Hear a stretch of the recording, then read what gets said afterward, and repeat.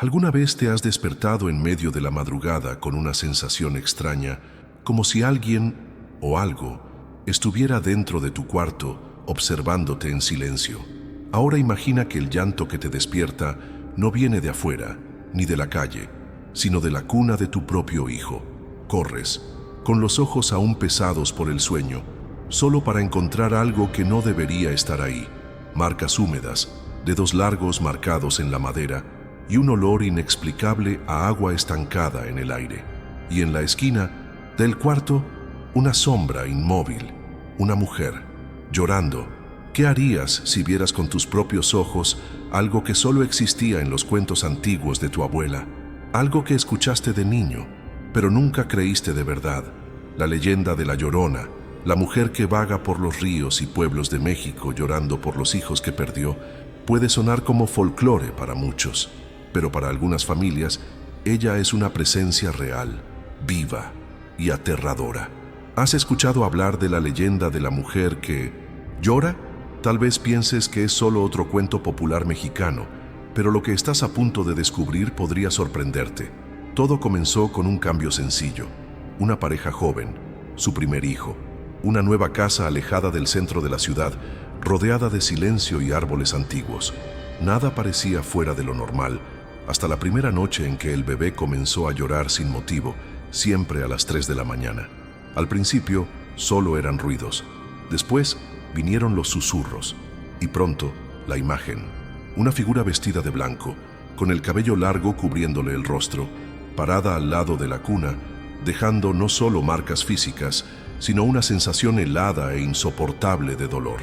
Quédate conmigo hasta el final, porque esta historia no es solo sobre el miedo, es sobre un misterio ancestral que atraviesa generaciones. Relatos como este se han multiplicado por toda América Latina. Y lo más aterrador, comparten las mismas señales: el llanto femenino inexplicable, el olor a río y marcas de manos que simplemente no pertenecen a ningún ser humano. Pero ¿será esto real? ¿Será que la Llorona, esa figura del terror sobrenatural latinoamericano, realmente aparece para llevarse a los niños? ¿O es solo un símbolo de las tragedias que las madres cargan en silencio? Mientras muchos ignoran las advertencias, otros juran haber vivido en carne propia lo que hasta hoy no pueden explicar y haber escuchado ese llanto inconfundible muy cerca de sus hijos. ¿Y si te dijera que existe una grabación hecha por un monitor de bebé donde se puede escuchar a la Llorona lamentándose en español, que una madre desesperada captó la aparición de la entidad al lado de la cuna y que desde entonces la vida de su familia nunca volvió a ser la misma? La historia que conocerás hoy no es solo aterradora, también está llena de señales, pistas y preguntas que quizás tú mismo ya hayas sentido, pero preferiste ignorar. Y ahora estás a punto de descubrir los detalles que nadie se atrevió a contar, porque a veces lo que parece una simple leyenda puede tocar a la puerta o aparecer en el cuarto de tu bebé.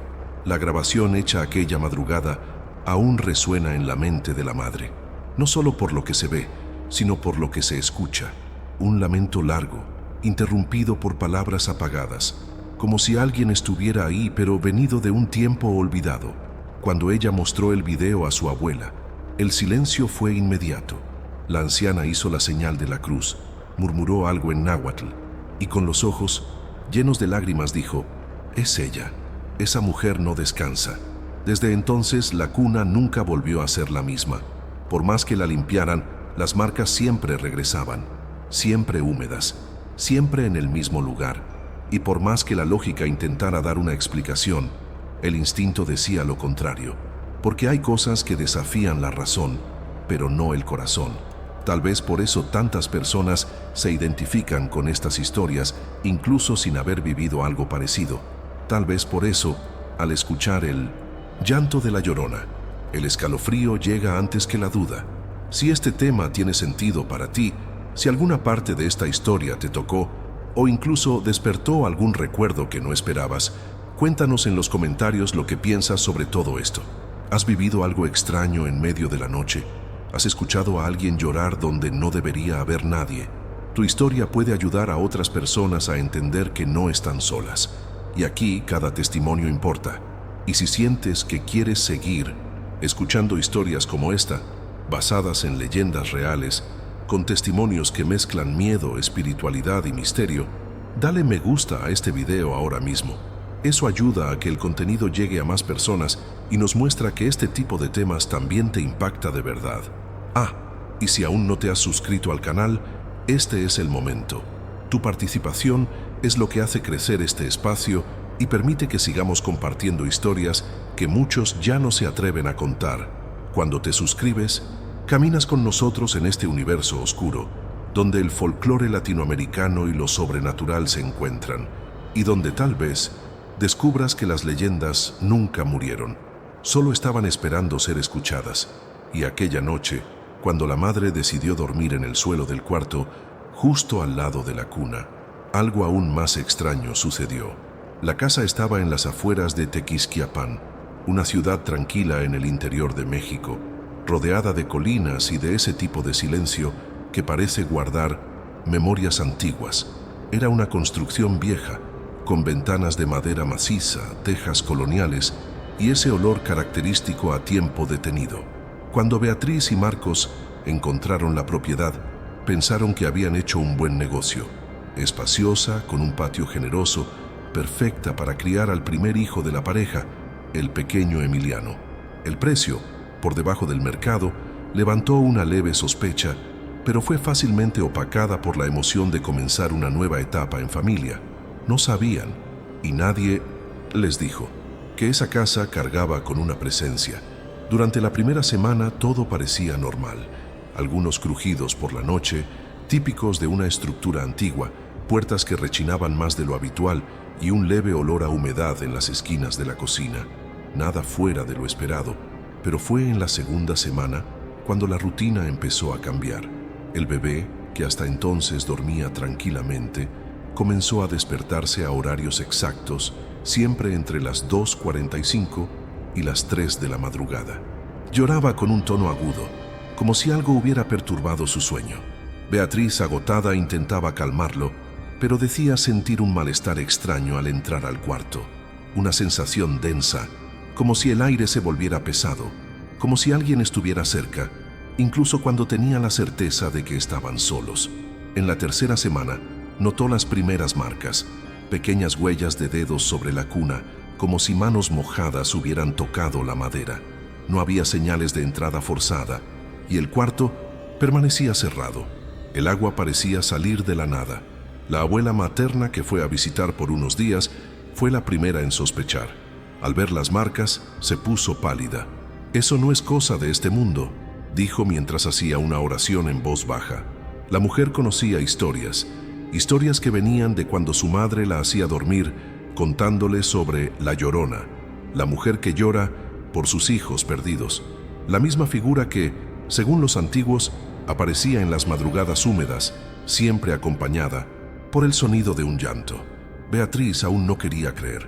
Buscó explicaciones racionales, llamó a un técnico para revisar posibles filtraciones, instaló cámaras para vigilar los espacios, incluso consultó con un pediatra, por temor a que el bebé tuviera algún trastorno del sueño. Nada lo explicaba. Fue el monitor de bebé el que reveló lo que sus ojos no estaban preparados para ver. A las 3 en punto, la imagen de la cuna tiembla durante 3 segundos, y entonces aparece, entre sombras y luces distorsionadas, una figura vestida de blanco, con el cabello largo y oscuro, inclinada hacia el niño. Un susurro acompaña la imagen, un lamento. «Mis hijos, mis hijos». El impacto fue inmediato. Marcos intentó racionalizar, diciendo que debía ser una falla en la grabación, pero cuando la misma imagen se repitió 3 días después, con el mismo sonido, el mismo patrón, el mismo dolor en el llanto, entendieron. Algo estaba ahí, y no era solo una leyenda. Era una presencia viva que interactuaba, que dejaba rastros, que los observaba de cerca. El bebé, antes inquieto, ahora permanecía inmóvil mirando hacia la esquina del cuarto. No lloraba, solo observaba, como si ya hubiera aceptado a esa figura como parte de su rutina. Fue en ese momento que la pareja decidió buscar a un curandero local, alguien que conociera los bastidores espirituales del lugar. Ya no servía de nada ignorar lo evidente. El hombre de habla pausada y mirada profunda, visitó la casa y al entrar al cuarto del bebé, dijo solo una frase: «Ella estuvo aquí esta noche». Encendió un incienso hecho con hierbas de la región, hizo una oración en náhuatl y recomendó cambiar de lugar la cuna. Dijo que la entidad se conectaba con puntos de memoria y que si no rompían ese vínculo, la conexión con el niño se volvería más fuerte.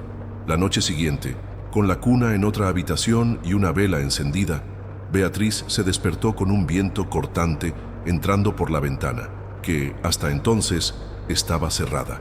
Al acercarse a su hijo, él estaba temblando, no de frío sino de miedo. Cuando lo tomó en brazos apareció un nuevo detalle. La pijama del bebé estaba mojada, como si hubiera sido sumergida en agua de río, y en el suelo, huellas oscuras de pies descalzos que se extendían hasta el pasillo y luego desaparecían. Ahora quiero ir aún más profundo en este tema, porque cuando una presencia como esta se manifiesta, no lo hace por casualidad. Hay una energía ancestral detrás de todo esto que atraviesa la historia y toca directamente lo que más nos conecta con lo invisible: la maternidad, el duelo y el poder del dolor no resuelto. La Llorona no es solo un espíritu, es un reflejo, una materialización de decisiones trágicas y traumas que incluso después de la muerte siguen clamando por resolución. Y ahí es donde entra la parte más perturbadora. En muchos casos documentados, ella no aparece por odio, sino por apego. Cuando alguien muere en agonía, con el corazón destrozado por la culpa, la pérdida o la injusticia, esa energía no desaparece, se transforma. Y lo que la tradición llama aparición, la espiritualidad más profunda lo llama prisión energética. La Llorona se ha convertido en el símbolo de eso, un alma condenada a revivir eternamente el momento del dolor, buscando a los hijos que ya no puede tocar. Pero lo que pocos saben es que existen variaciones de esta entidad, que toman formas distintas dependiendo de la región y de la energía del lugar. En algunos pueblos aparece vestida de negro, en otros con el rostro cubierto por un velo y los pies flotando sobre la tierra. Pero el llanto siempre es el mismo, y quizás lo más inquietante sea darse cuenta de que cuanto más cerca se está del duelo materno, como en el caso de un recién nacido, más fuerte es el vínculo que esta entidad establece. Hay quienes dicen que ella siente el calor de la maternidad en el aire, que reconoce la vibración de un corazón materno aún abierto, que se acerca a hogares donde la vida apenas comienza porque está eternamente atrapada en el instante en que la vida se le fue. Y eso lo cambia todo, porque en ese caso no estamos hablando solo de una leyenda que asusta, estamos hablando de una presencia que reacciona, que escucha, que observa y que tal vez esté mucho más cerca de lo que pensamos. Comenta aquí: yo también estoy en este viaje. Quiero saber si estas revelaciones tienen sentido para ti, si en algún momento de esta historia sentiste algo diferente, un escalofrío, un recuerdo o incluso una conexión extraña con ese dolor ancestral que parece atravesar siglos. Y recuerda, esto es solo el comienzo. Ahora quiero profundizar aún más en este tema, porque cuando una presencia como esta se manifiesta, no es solo una aparición pasajera. Se infiltra, moldea el ambiente, cambia la temperatura, la vibración, la dinámica de la casa. Es como si la realidad empezara a resquebrajarse desde adentro, y por esas grietas, algo antiguo y olvidado comienza a filtrarse. Eso fue exactamente lo que Beatriz describió. No era solo el miedo a lo que veía, sino la sensación de estar viviendo en dos mundos al mismo tiempo. Uno donde todo parecía normal y otro donde algo la observaba constantemente, respirando detrás de la pared. Las noches comenzaron a arrastrarse. El bebé solo dormía con la luz encendida. El silencio de la madrugada cobraba vida. El sonido del agua corriendo, aún sin llaves abiertas. El crujido de los muebles, como si alguien deslizara los dedos sobre la madera. Y lo más inquietante, el llanto. Un llanto que no venía del bebé sino de la casa. Un lamento húmedo que no se escuchaba con los oídos, sino con la piel. Marcos, escéptico por naturaleza, empezó a perder el sueño.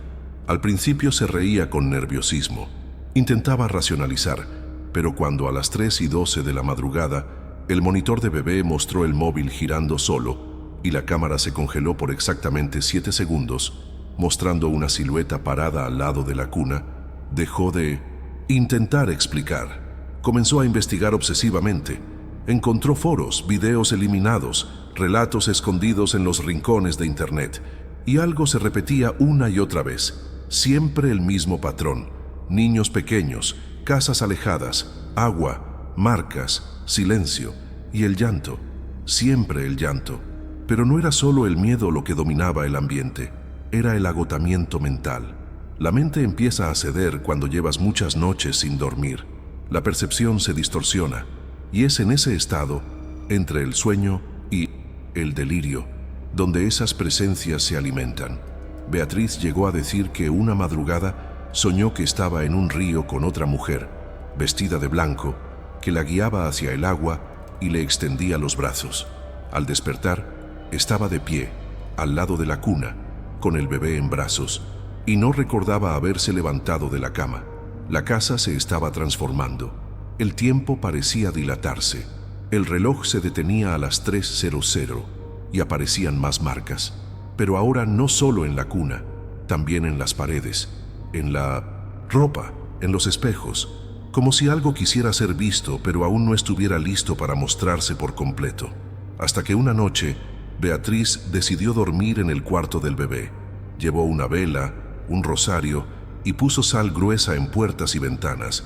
Quería entender, quería confrontar. Lo que ocurrió esa noche jamás fue dicho con todas las palabras. Solo se sabe que al amanecer, Beatriz estaba encerrada en el cuarto, con el bebé en brazos, en estado de shock. No hablaba, no lloraba, no parpadeaba. Cuando por fin logró articular una frase, dijo: «Ella no quiere hacer daño, quiere que yo sienta». Desde entonces todo cambió, no para mejor, sino hacia un nuevo nivel de percepción. La familia intentó salir de la casa, pero los fenómenos lo siguieron por semanas. En hoteles, en casas de familiares, incluso en viajes. La presencia no estaba anclada al lugar, sino al vínculo. Y ese es uno de los aspectos más perturbadores cuando hablamos de este tipo de manifestación espiritual: el apego energético. En la tradición de muchos pueblos ancestrales, ciertos espíritus no buscan hacer daño, buscan revivir, repetir, sentir de nuevo lo que perdieron, y lo hacen a través de otras personas. Usan las emociones humanas como puente. Por eso, la Llorona se acerca a madres, a bebés, a familias que apenas comienzan, porque ahí todavía late lo que ella perdió. Y esa verdad no es cómoda, no cabe en los filtros de las redes sociales, pero se impone, especialmente cuando lo invisible decide manifestarse de forma tan física, tan real. Existen registros no documentados de manifestaciones similares en diferentes partes del continente, y a pesar de las variaciones culturales, todas tienen un punto en común: el llanto femenino nocturno, el agua como elemento simbólico y la sensación de estar siendo observada por alguien que ya no pertenece a este plano.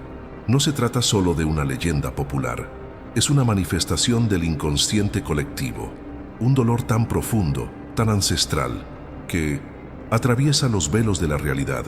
Y lo más inquietante de todo esto es que muchas veces las personas que más sienten esa presencia son aquellas que ya han pasado por pérdidas, traumas o duelos no resueltos, como si el espíritu reconociera en el dolor de los vivos un reflejo de su propia condena. Hay quienes dicen que ella no viene a destruir, viene a recordar, a recordarse, y en ese proceso arrastra todo a su alrededor dentro de ese ciclo de repetición emocional. Beatriz, meses después, decía que lo que más la aterraba no era la aparición en sí, sino la sensación de familiaridad, como si en algún lugar, en algún tiempo, ella ya hubiera conocido ese dolor, ya hubiera llorado de esa manera, como si existiera un hilo invisible que unía su maternidad con la maternidad interrumpida de la Llorona. Comenta aquí: «Esto tiene sentido para mí. Quiero saber si en algún momento de esta historia sentiste esa conexión extraña, como si eso que parece leyenda tocara algo que ya viviste, o que tal vez todavía estás tratando de entender, y esa sensación solo tiende a crecer. Ahora quiero ir aún más profundo en este tema, porque hay algo que siempre marca el inicio de estas manifestaciones, algo que mucha gente siente, pero pocos se atreven a admitir. A veces todo comienza de forma casi imperceptible, un sonido en medio de la noche, un ruido que parece venir de lejos, pero que activa de inmediato ese instinto que toda madre conoce, el llamado. Así fue con Beatriz. Eran las 2:53 de la madrugada cuando abrió los ojos, no por voluntad, sino por una alerta invisible, como si algo hubiera invadido el silencio. La habitación estaba oscura y el ventilador giraba lentamente, empujando el aire tibio. Miró hacia un lado y Marcos dormía profundamente. Fue entonces cuando lo escuchó. Un llanto, no fuerte, no desesperado, un llanto bajo, arrastrado, femenino, algo entre un sollozo y un canto quebrado. El primer pensamiento fue que el bebé se había despertado. Pero al mirar hacia la cuna, vio que Emiliano dormía tranquilamente. No venía ningún sonido de él, y aún así, el lamento continuaba, ahora un poco más lejano, como si estuviera resonando en el pasillo de la casa. La mente intentó resistirse. Trató de convencerse de que era el viento, algún gato afuera, o incluso un vecino con la televisión encendida. Pero el sonido no era normal. Vibraba de una manera extraña, como si atravesara la materia. Beatriz se levantó, dudando.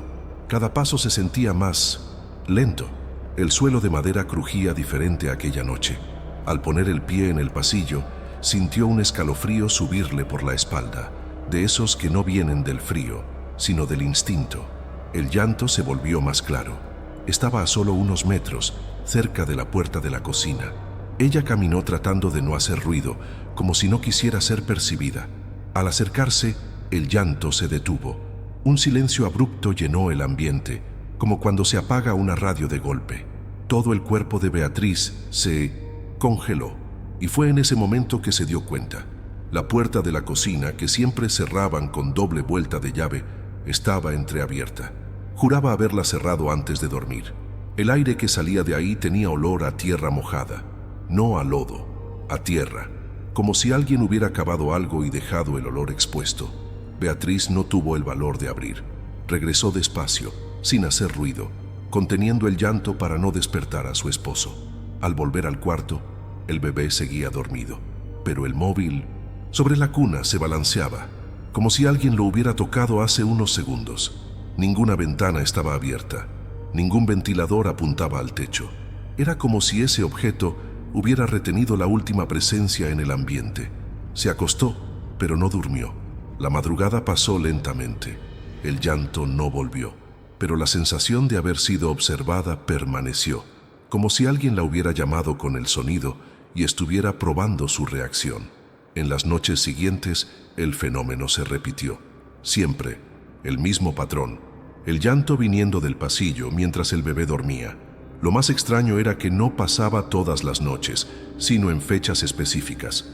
Cuando Beatriz empezó a anotarlas, se dio cuenta de que los días en que aparecía el lamento coincidían con fases específicas de la luna, principalmente las lunas menguantes.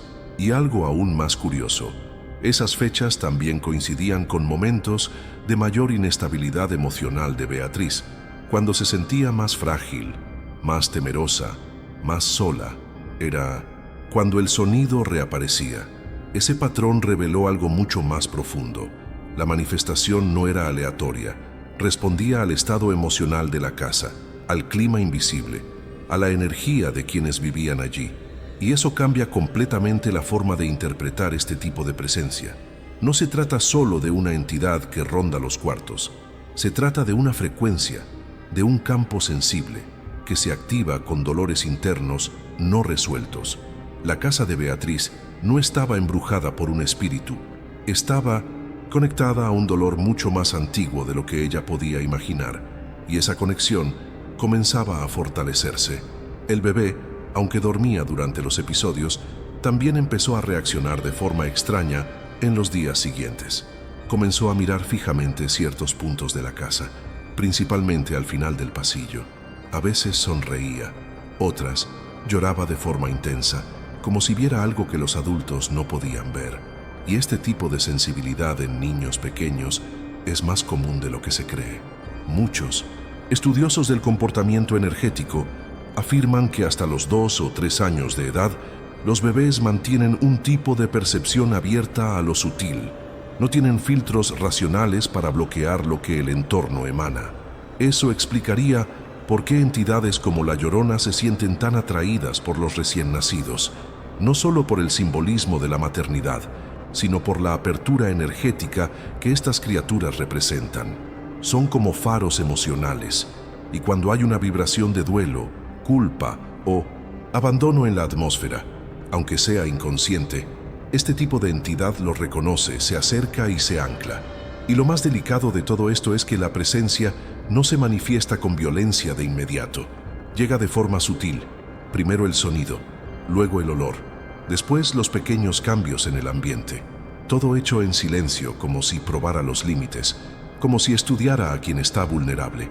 Y fue exactamente así como comenzó todo en esa casa, como una semilla invisible plantada en el aire. Una semilla que, regada con el dolor, creció. Comenta aquí: yo también estoy en este viaje. Cuéntame si alguna vez escuchaste algo que nadie más escuchó. Si alguna vez sentiste que el ambiente te llamaba, incluso cuando parecía no haber nada ahí. Porque estas historias, aunque parezcan aisladas, casi siempre revelan que la conexión entre el mundo visible y el invisible está mucho más cerca de lo que imaginamos. Y a partir de ahora, las manifestaciones van a empezar a dejar rastros. Ahora, quiero ir aún más profundo en este tema, porque hay señales que el cuerpo siente incluso antes de que la mente las entienda. Algunas presencias no necesitan hablar, dejan huella, y cuando eso sucede, no es solo el ambiente lo que cambia, es la percepción de la realidad la que comienza a transformarse. Lo que antes era solo una impresión, se convierte en evidencia. Y eso fue lo que Beatriz vio aquella mañana, una evidencia que ya no se podía ignorar. El sol aún no había salido por completo.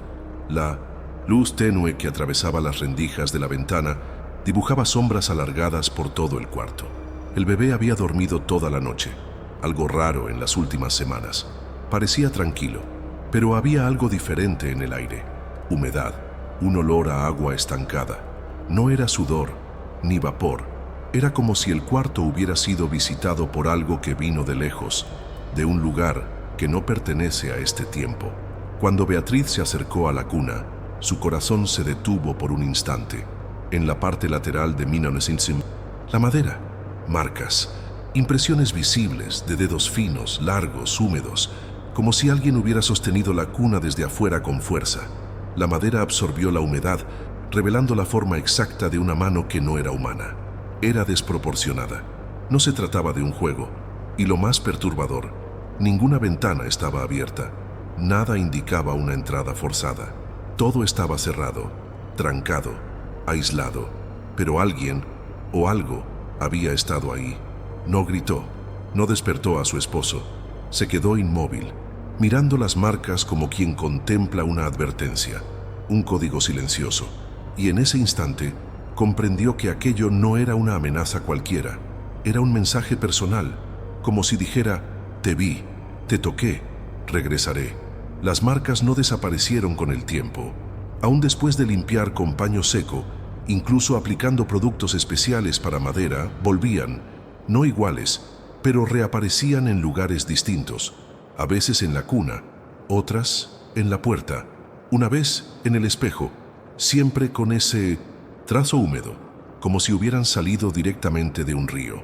Con cada aparición, Beatriz sentía que no estaba perdiendo el control de la casa, sino de la frontera entre el mundo físico y el espiritual. Y eso era lo que más la sacudía, darse cuenta de que los límites entre una realidad y otra estaban deshaciéndose. Esas marcas, para quien nunca ha vivido algo así, pueden parecer exageración, pero hay algo que solo quien lo ha sentido comprende. El cuerpo reconoce lo que los ojos no pueden explicar.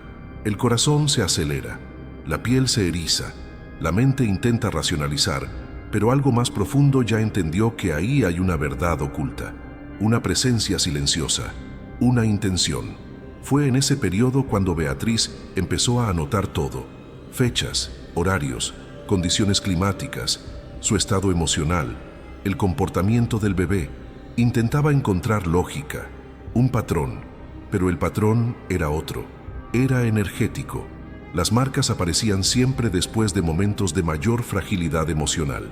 Cuando lloraba sola en el baño, cuando discutía con Marcos, cuando se sentía agotada, confundida, dividida entre el amor por su hijo y el miedo creciente de estar siendo observada. Y es en ese punto cuando la historia se vuelve aún más oscura y al mismo tiempo reveladora, porque empieza a quedar claro que la entidad no actuaba sola, respondía, se conectaba, como si identificara en el dolor de la madre un reflejo de su propio dolor.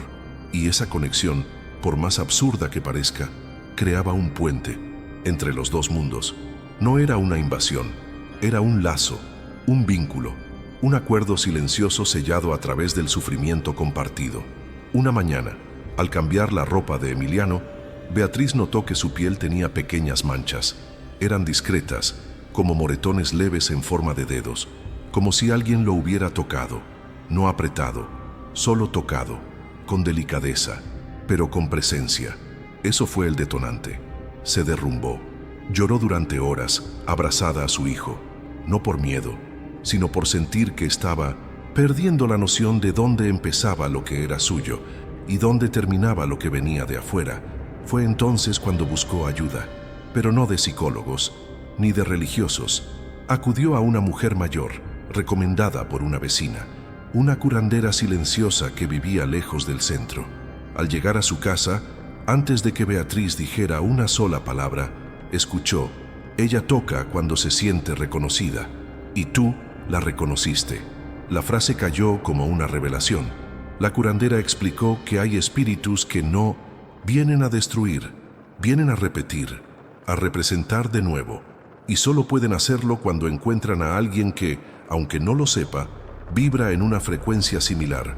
Las marcas en la cuna, según Beatriz, no eran solo manifestaciones físicas, eran registros emocionales, impresiones de un campo invisible que se volvió lo suficientemente denso como para interferir con la materia.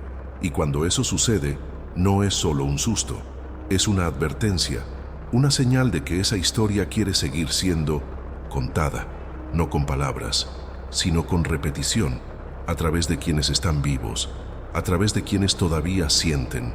Comenta aquí: esto tiene sentido para mí.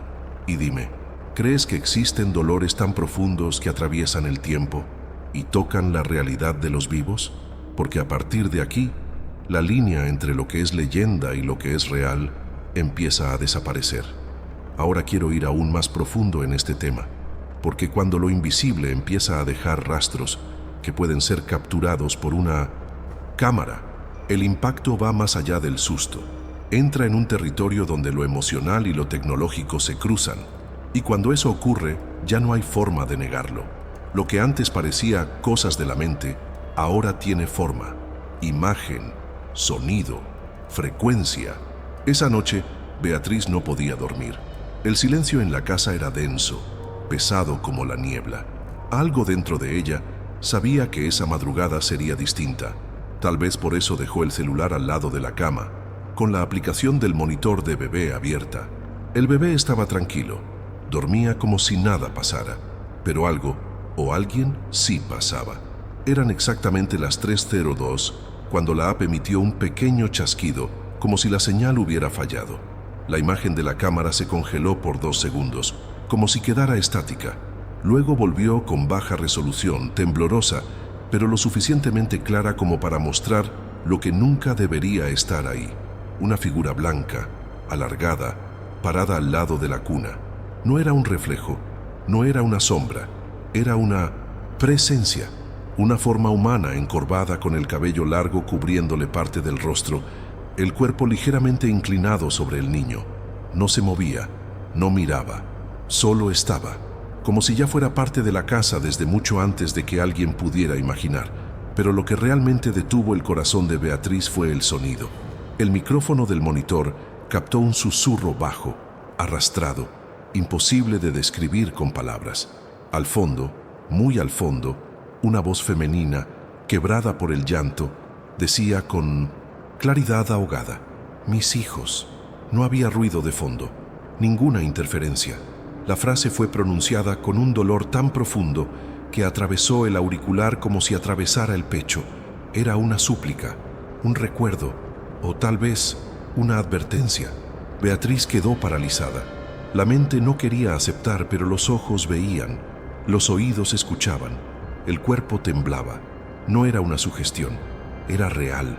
La figura permaneció allí por casi 20 segundos y luego, lentamente, empezó a disolverse, como humo frío, deslizándose por el aire.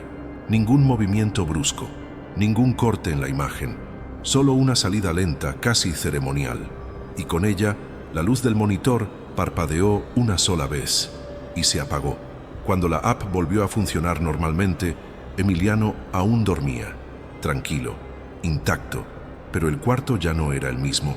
Era como si, en ese breve espacio de tiempo, algo hubiera sido reconfigurado. El aire era más denso, el sonido ambiente apagado, y desde esa madrugada, nada volvió a ser igual. Beatriz guardó el video, pero no lo mostró a nadie durante los primeros días, no por vergüenza, sino porque no sabía cómo explicar algo que sacudía tan profundamente su estructura interna. Era más que miedo, era la sensación de que algo personal había sido revelado, un secreto, un lazo, la revelación de una verdad oculta que ella sentía, pero aún no sabía cómo nombrar. La casa no estaba siendo visitada, ya era parte de algo más grande, algo que había comenzado antes de que ellos se mudaran, algo que tal vez ni siquiera había comenzado con ellos. El video se difundió semanas después, de forma discreta, en grupos cerrados sobre fenómenos paranormales. Y lo que impresionó no fue solo la imagen o el audio, sino la cantidad de personas que afirmaron haber escuchado el mismo susurro, la misma voz, la misma frase, en distintas regiones, contextos y épocas, siempre a las 3 de la madrugada, siempre cerca de bebés, siempre con el mismo tono de lamento antiguo enraizado en un dolor que no envejece con el tiempo. Esa frecuencia repetitiva empezó a revelar un patrón inquietante. La Llorona no solo aparece, ella se manifiesta en oleadas, como si su presencia recorriera la realidad como una corriente subterránea de dolor, buscando aperturas emocionales por donde emerger.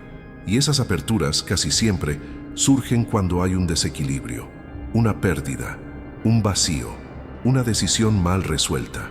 Por eso, la imagen registrada aquella madrugada no fue solo un susto más, fue un espejo, un recordatorio de que existen dolores que se arrastran por generaciones, que hay presencias que no están ligadas al espacio, sino a la vibración de quienes habitan ese espacio, y que, a veces, cuando el alma está sensible, esas presencias se acercan, no por crueldad, sino por resonancia.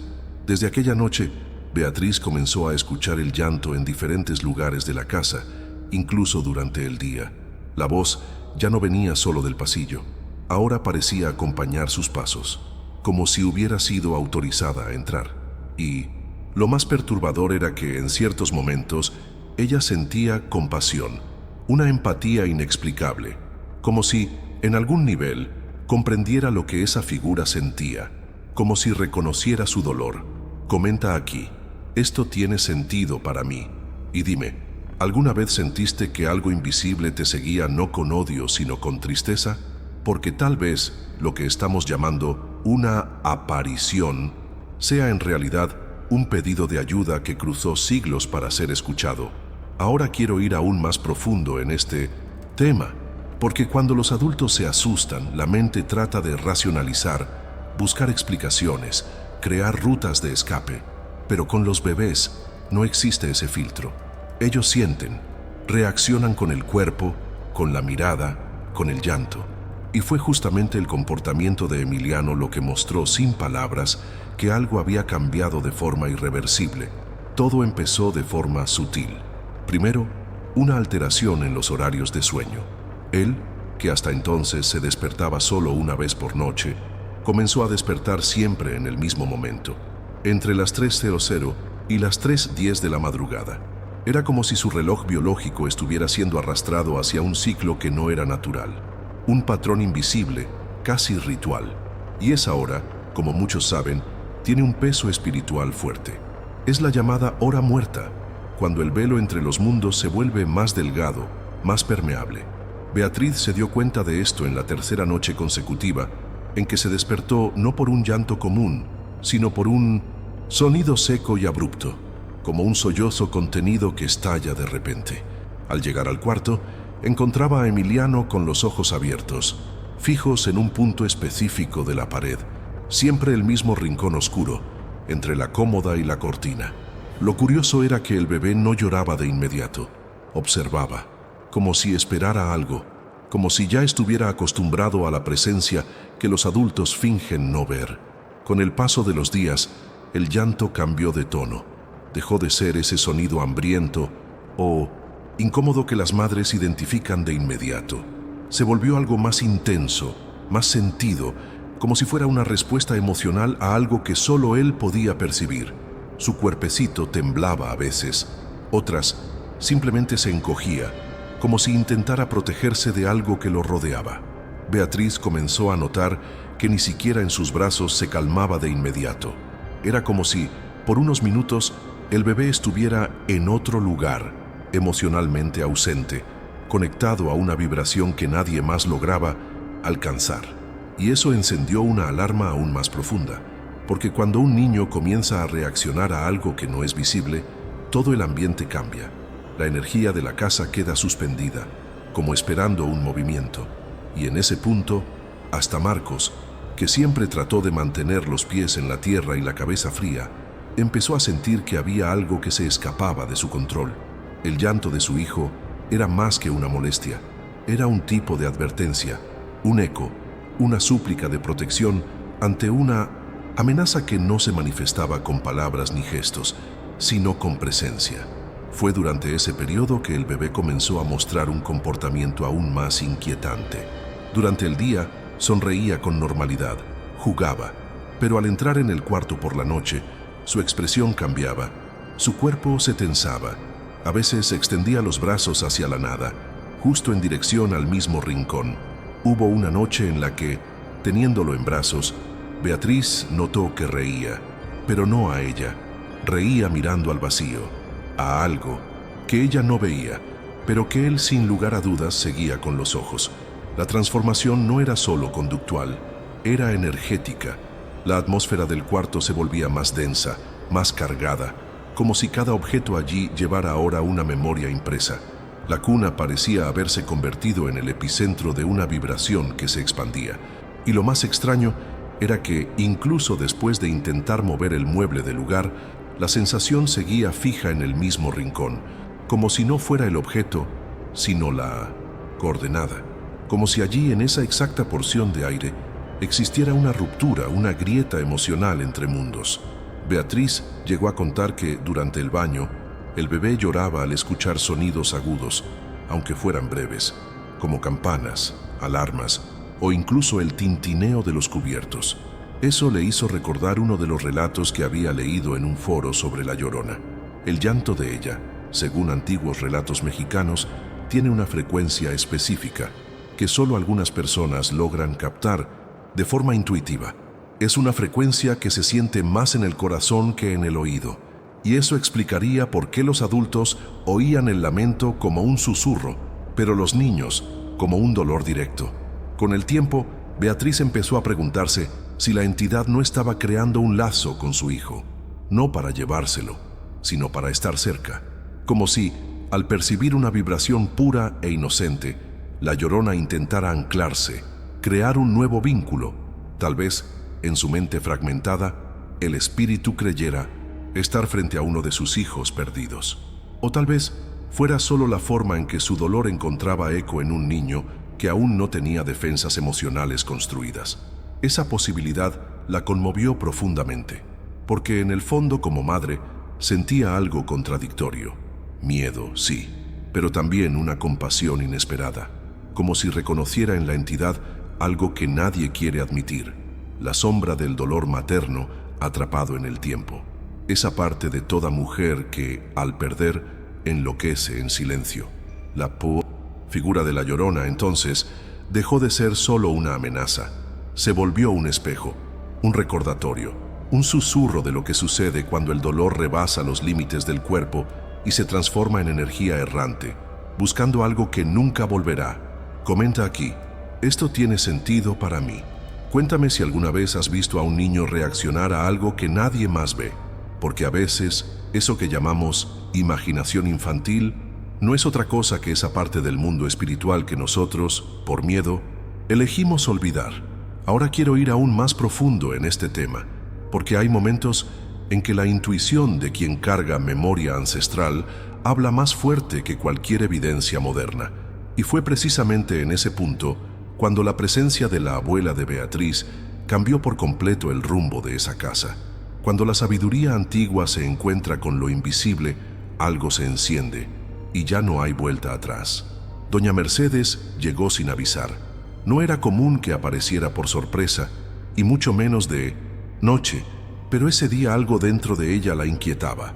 Un presentimiento persistente, nacido de un sueño recurrente.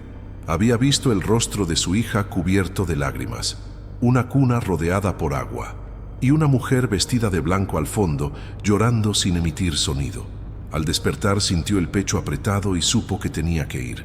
Tomó el primer autobús desde Oaxaca rumbo al interior, cruzando horas de camino con las manos temblorosas y el corazón acelerado. Al entrar en la casa, no dijo nada, solo miró a su alrededor, pasó la mano por los muebles, sintió el suelo con los pies descalzos, caminó lentamente, como si estuviera palpando el aire, y al llegar al cuarto del bebé, se quedó quieta durante largos minutos. Beatriz, al ver el cambio en la expresión de su madre, lo entendió de inmediato. Ella sabía algo que aún no se había dicho, algo que no se aprende en libros, algo que solo quien carga la tradición de generaciones pasadas puede sentir en el cuerpo, en la sangre, en el silencio. Doña Mercedes pidió ver la cuna. Pasó los dedos por donde habían aparecido las marcas días atrás. Luego miró hacia el techo, como si escuchara algo. No hubo drama, no hubo sobresalto, solo un suspiro cargado de dolor. Y entonces la confirmación llegó en voz baja, casi como una oración susurrada. Ella estuvo aquí, y aún está.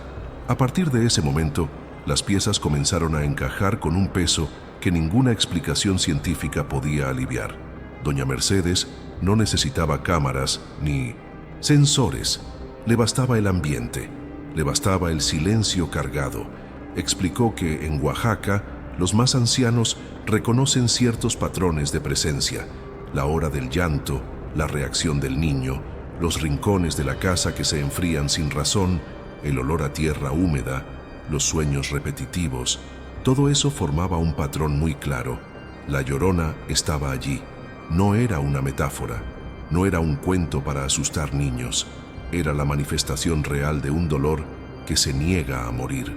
La figura errante de una mujer que carga, además del lamento, una necesidad: ser escuchada, ser sentida, ser reconocida como algo más que una leyenda. Y cuando eso sucede, ella se acerca. Y lo más peligroso, permanece. Mercedes contó que cuando era joven presenció algo similar.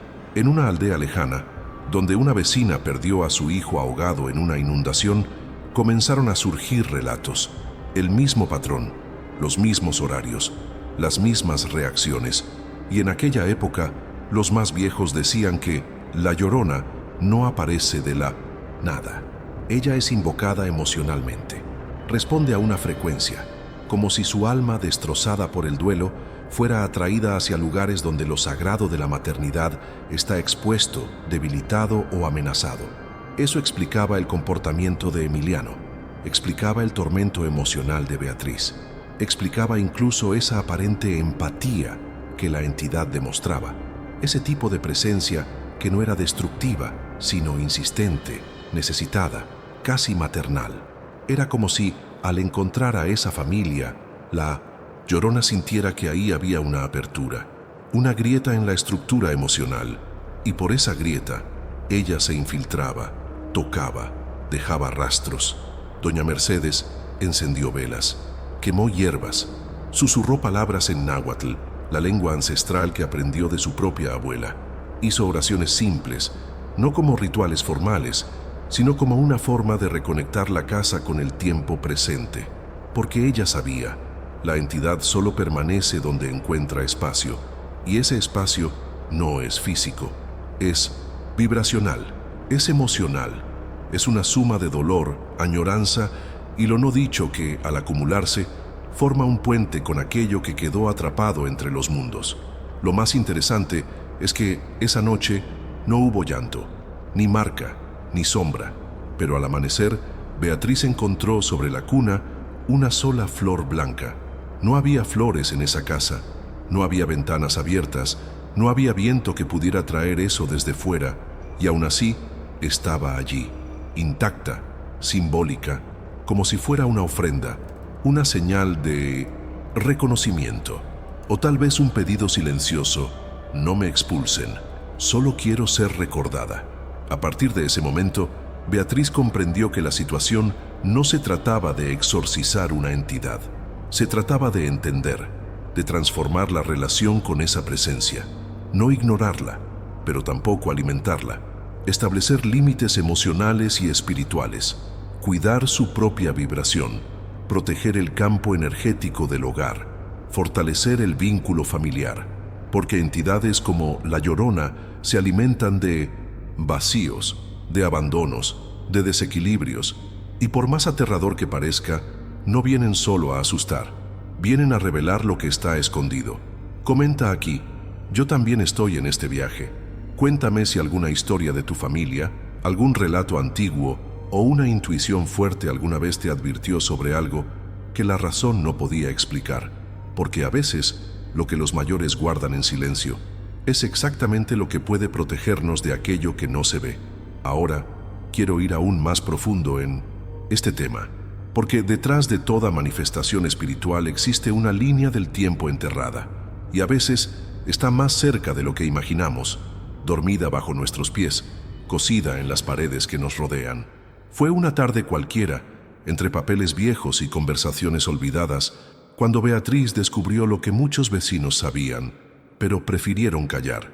Lo que estaba ocurriendo en esa casa no era nuevo, era una repetición. Lo encontró por casualidad en un antiguo periódico local, archivado en la biblioteca del pueblo. Investigaba solo por curiosidad, tal vez buscando explicaciones históricas que calmaran su mente. Pero fue en el pie de una página amarillenta, casi borrada por el tiempo, donde sus ojos se congelaron. Tragedia en la represa de Santa Clara. Madre y 2 hijos encontrados muertos tras supuesto ahogamiento. El año era 1974. El nombre de la mujer, Rosa María Solís. Y la dirección era la misma. La casa donde ahora dormía Emiliano, donde aparecían las marcas, donde el llanto resonaba, era exactamente la misma. El impacto de ese descubrimiento no fue inmediato. Primero vino el shock, luego la negación. Pero a medida que leía los detalles, algo dentro de ella comenzaba a encajar. Rosa María era una mujer joven, abandonada por su esposo. Criaba sola a sus 2 hijos pequeños. Vivía en esa misma casa desde 1972 y, según relatos de la época, mostraba signos de tristeza profunda, aislamiento, insomnio. Nadie la vio salir con los niños. Solo encontraron los 3 cuerpos en la orilla de la represa, los ojos de ella abiertos, las manos entrelazadas con las de los pequeños. Un policía declaró entonces que la escena parecía más un ritual que un accidente, pero el caso fue cerrado como tragedia familiar y archivado. Beatriz regresó a casa con el periódico entre las manos, el estómago revuelto y una certeza que atravesaba cualquier duda. La casa cargaba un duelo, una historia inconclusa, un eco congelado en el tiempo. Ya no necesitaba explicaciones místicas. La realidad era suficiente y al mismo tiempo más escalofriante, porque eso explicaba la densidad del aire, el llanto repetitivo, las manifestaciones a las 3 de la madrugada, las reacciones de Emiliano, el reconocimiento de la abuela, los susurros grabados, las marcas en la cuna. Todo formaba parte de un ciclo no cerrado. La pregunta que comenzó a rondar la mente de Beatriz era: ¿por qué ahora? ¿Por qué después de tantos años, ese dolor volvió a salir a la superficie. La respuesta quizás estaba en lo que la curandera había dicho días antes. Los espíritus no se quedan atados a las paredes, sino a historias inconclusas. Y cuando alguien entra en contacto con una memoria que vibra en la misma frecuencia, esa historia se reactiva, no como castigo, sino como un intento de resolución. Al investigar un poco más, Beatriz descubrió que, desde los años 80, ninguna familia había permanecido mucho tiempo en esa casa. Muchos se iban después de pocos meses, siempre con excusas vagas, filtraciones, ruidos, sensación de incomodidad, pero nadie hablaba abiertamente. Había un pacto de silencio en torno a esa propiedad, como si todos supieran que cuanto menos se nombra el dolor, menos vuelve. Pero ahora ya era tarde.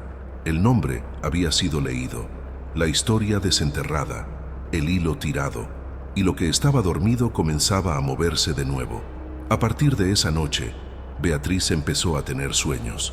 No eran pesadillas, eran fragmentos de memoria que no parecían pertenecerle.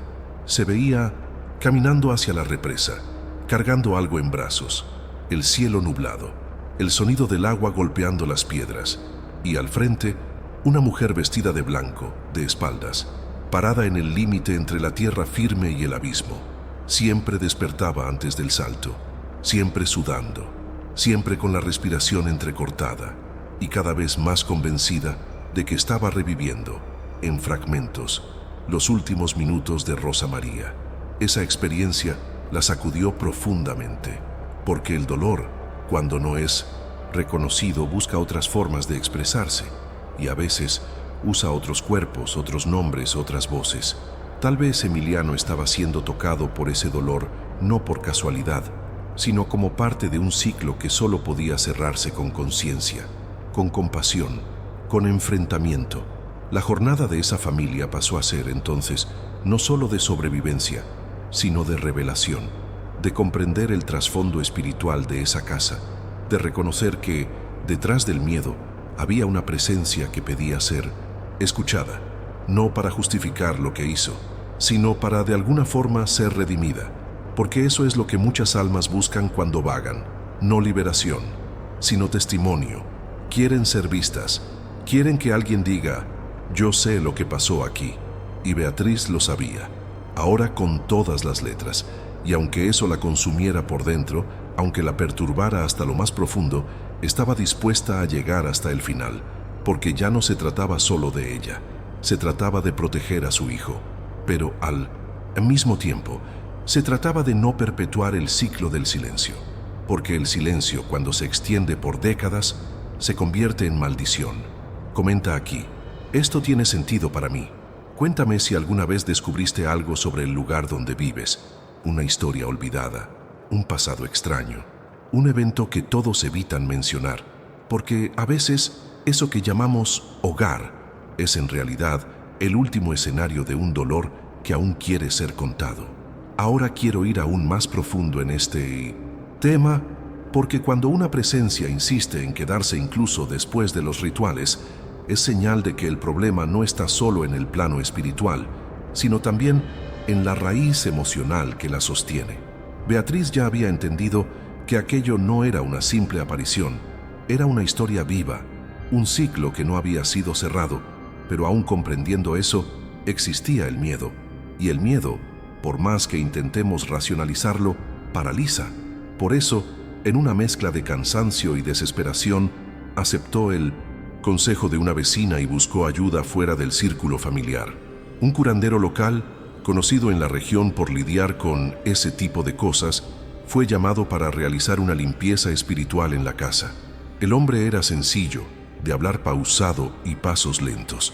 Traía consigo un saco de tela con objetos que parecían venir de un tiempo donde todo se hacía con más intención: hojas secas, piedras negras, polvo de azufre, carbón, sal gruesa y una vela azul, el mismo color que, según él, aleja a los espíritus errantes.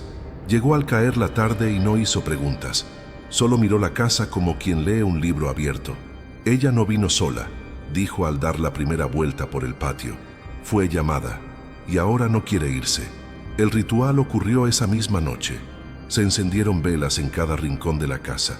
Las ventanas fueron selladas con un polvo hecho a base de cenizas y ruda. El curandero trazó símbolos antiguos en el suelo con el dedo mojado en aceite, murmurando palabras que parecían cánticos perdidos en el tiempo. En el cuarto del bebé se detuvo por más tiempo. Hizo un círculo de protección alrededor de la cuna y por último dejó una ofrenda en el lugar exacto donde Beatriz ya había sentido la mayor intensidad de la presencia, el rincón oscuro junto a la cortina. La casa, después de eso, se sintió diferente, ligera, silenciosa de una forma buena. El aire parecía más limpio, las paredes más claras.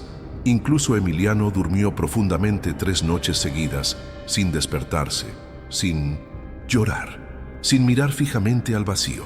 Beatriz respiró por primera vez en semanas. Por un momento, creyó que todo había terminado, que el ciclo se había cerrado, que el dolor finalmente había encontrado el camino de regreso. Pero solo duró 3 noches.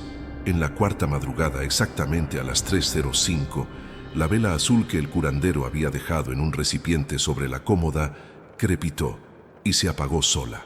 No había viento. Ninguna ventana estaba abierta. El aire de repente volvió a volverse denso. Y entonces otra vez el llanto, pero no el mismo llanto. Ahora era más arrastrado, más profundo, más cargado de rabia, como si el intento de alejarla no hubiera provocado una liberación, sino una provocación. El bebé despertó en pánico, y esta vez, en lugar de mirar hacia el rincón, se encogió contra la cuna y comenzó a balbucear algo entre sollozos. No eran palabras claras, pero había un patrón, un sonido repetitivo, casi como un nombre. Beatriz entró corriendo al cuarto y en el momento exacto en que lo tomó en brazos, el espejo de la pared se agrietó de arriba a abajo sin haber sido tocado. La grieta formaba algo similar a una fisura vertical, un corte, una abertura. La energía de esa noche fue distinta a todas las anteriores. Ya no era solo lamento, era furia, como si al intentar expulsarla, algo dentro de ella se hubiera reactivado con más fuerza. Fue en ese momento cuando Beatriz comprendió una verdad oculta. El ritual no fue en vano, pero fue superficial. Intentó alejar la presencia sin antes comprender su raíz. Y cuando se intenta remover un dolor profundo, sin primero honrarlo, ese dolor regresa aún más fuerte. Esa revelación transformó la forma en que empezó a ver su camino. Ya no bastaba con proteger la casa con sal. Era necesario sanar la herida que permitía la entrada. Y esa herida estaba dentro, en la historia olvidada de Rosa María, en los registros emocionales de la casa, en el silencio que rodeaba a los antiguos moradores y, de alguna forma, en la propia estructura emocional de Beatriz, quien sin darse cuenta alimentaba ese campo con sus inseguridades, culpas y miedos no resueltos. El curandero regresó días después, pero esta vez fue honesto. Dijo que ciertos espíritus no pueden ser expulsados, solo pueden ser liberados. Y para liberar hay que comprender, hacer el duelo, honrar lo que ocurrió en ese lugar, acoger, incluso con miedo, aquello que fue dejado atrás. Porque mientras la casa siga siendo solo un espacio físico, sin conciencia de su historia, será refugio no solo de paredes, sino de dolores. Comenta aquí, esto tiene sentido para mí. Cuéntame si alguna vez intentaste resolver algo con prisa y luego entendiste que, en el fondo, el problema era mucho más profundo de lo que parecía. Porque a veces la única forma de alejar lo que nos atormenta es mirar de frente eso que nunca se dijo. Si llegaste hasta aquí, es porque algo en esta historia habló directamente contigo. Tal vez fue la atmósfera, los detalles o esa sensación extraña de que ciertos dolores simplemente no desaparecen, solo cambian de forma. Y por eso existe este canal, para traer estas historias con respeto, profundidad y verdad, incluso cuando la realidad parece mezclar sus límites con lo invisible. Si este contenido tuvo sentido para ti, si en algún momento del otro lado sentiste un escalofrío o recordaste algo que nunca pudiste explicar del todo, deja tu comentario aquí abajo con la frase "Quiero la parte 2". solo para saber quién realmente sé, quedó conmigo hasta el final de esta historia. Y si sentiste que esta conversación te aportó algo, deja un like. Eso muestra que este tipo de contenido tiene valor para ti y ayuda a mantener este espacio vivo para quienes también cargan preguntas que nunca se atrevieron a decir en voz alta. Y si quieres seguir esta línea, sumergirte aún más en este caso y descubrir hasta dónde llega esta historia, haz clic y acompáñame en la parte 2, porque la verdad es que no todo lo que regresa quiere irse.